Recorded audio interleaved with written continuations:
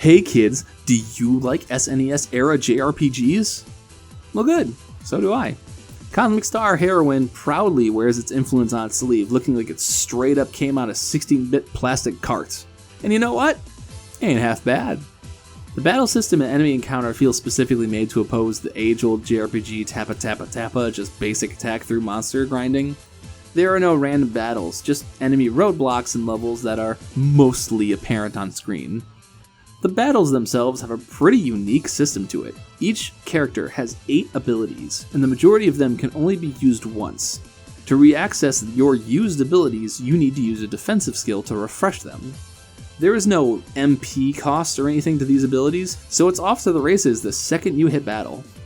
I think this really works for the game, as outside of the first couple of characters, party members will join with a full layout of abilities on deck, and you will be expected to use them, as battles don't really work well if you just try a basic attack through them. There is a lot of thinking ahead and status effects in play, even in the most basic of encounters. But then it gets more complicated. Every character has a number of turns before they go into hyper mode, which doubles their damage and increases status effect chances. This is cool, but it also feels a little rigid, as it's understandable that you want to set yourself up on like turn 3 for a big damage bonus. But if an enemy interrupts your planned flow and then you have to waste that turn doing something inefficient, it has a certain bad feel to it. Speaking of bad feel, there is this mechanic called style that is entirely bloated and unnecessary.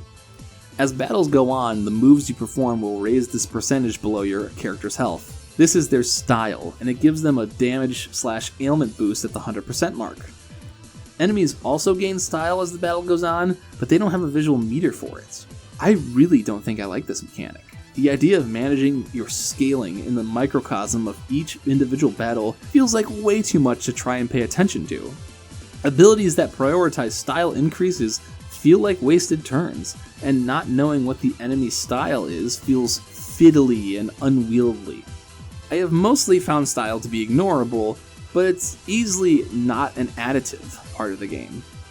Speaking of fiddly and unwieldy, the game's story operates at a breakneck pace. Typically, I am the guy always looking for shorter games, but CSH bowls through its early story beats so quickly that it greatly diminishes any effectiveness it may have. Like, incredibly minor spoilers for the first couple hours of the game, skip to this timecode if you wish to avoid them. The first mission you go on ends with your small team realizing that maybe they work for the bad guys, and they turn traitor against their organization, facing down the big boss of the organization as the de facto big bad. The problem is that, there's barely any time to establish the characters as members of this organization before they turn traitor. There's no time to hint that maybe the people they work for are bad guys. It all just happens too quick, and then there's some backfilling of exposition to try and shore up the fact that it's moving too fast. Once your boss reveals that he is in fact Big Bad Man of Big Bad Magic, one of your party members has to explain then and there why the power he's harnessing is bad, because it was never really established beforehand. It's just world building stuff, this is a future cyber dystopia looking world, so take the time to establish just what's going on within the state of the world before really making big moves through it. Sadly, I didn't get the chance to finish Cosmic Star Heroine, a combination of free time going into house construction and coughing up the Switch to the wife because the big Animal Crossing update dropped. So, yeah. In the end, I can't offer a full review of thoughts on it, but given the amount I have played, I would place it in the fine to good category. I think it's got some good ideas up its sleeve, but there's a lot of amateurish elements that show themselves more than I would like. If I ever get around to finishing it, maybe I'll make an update on next year's roundup video, or if I finish it during production, I'll just put my thoughts here. Post-production Jay here. I was not able to finish Cosmic Star Heroine, but I did get a lot further in it, and the problems I outlined only got worse, but the things I like about it only got better.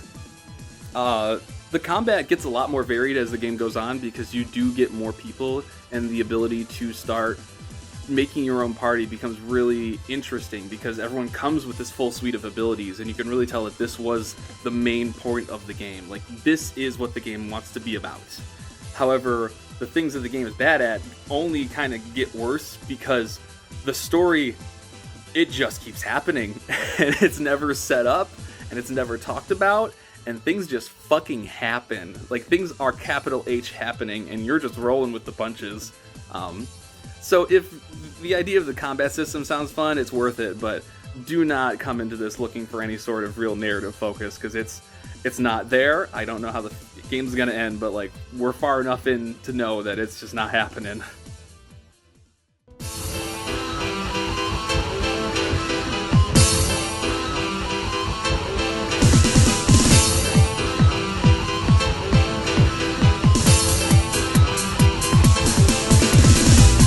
Fuck it, I'm not adding any new footage. You're getting the crumbs from last year's video. I think I kind of hate this game now.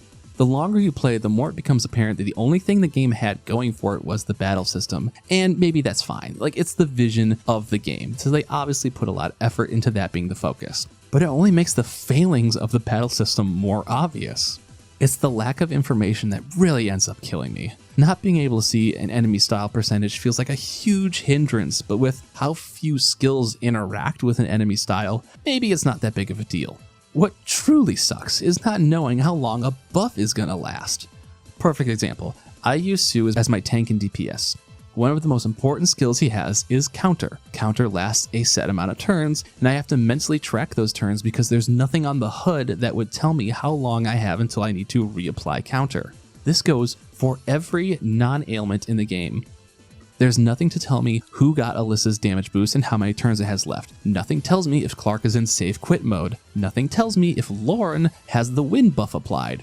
There's just so much additional missing information that makes playing this game, especially on one of the higher difficulties like I'm doing, so much more frustrating than it needs to be. Like, once again, this would maybe be more forgivable if the combat system wasn't literally the only thing in the game worth caring about. I'm also currently on my second boss encounter that does hard confirm status effects when it attacks my party. One was this motherfucker who would reset my character's style to 0 every time it attacked someone, which was fucking crippling, and I had to turn the difficulty all the way down to overcome. The second of which deals stun and vulnerable with every attack, which is also totally crippling in the same manner. And also, fuck this Mega Dragon mini boss. His gimmick is that he one-shots your party, so you have to devise a way to beat him in like a turn and a half to 2 turns, which, okay, if you want to have a gimmick boss like that where you need to sit down and smoke your smart weed to figure out how to best tackle this, that's fine. But then don't make a game that on party wipe it only allows you to instantly retry or reload a previous save. For how much this game wants to be flexible and user-friendly, the fact that you can't adjust difficulty or swap party or abilities or gear on death flies in the face of that design. And fucking speaking of gear, I just started getting so mad at the way this game handles weapons and shields. Both weapons and shields can have powerful side effects on them, but because they are also your attack and defense stats, they are scaled out of use by something with bigger numbers.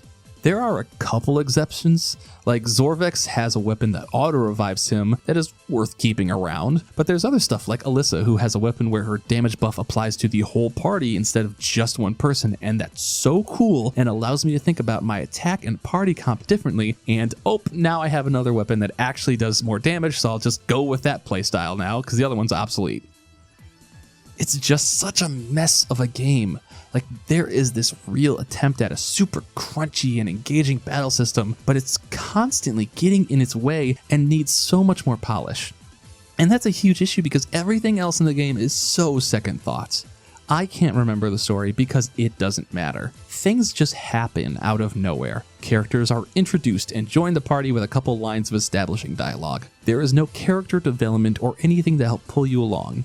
It's just so frustrating because the game feels like it's close to sticking the landing, but constantly flubs, and I just kept getting mad at it.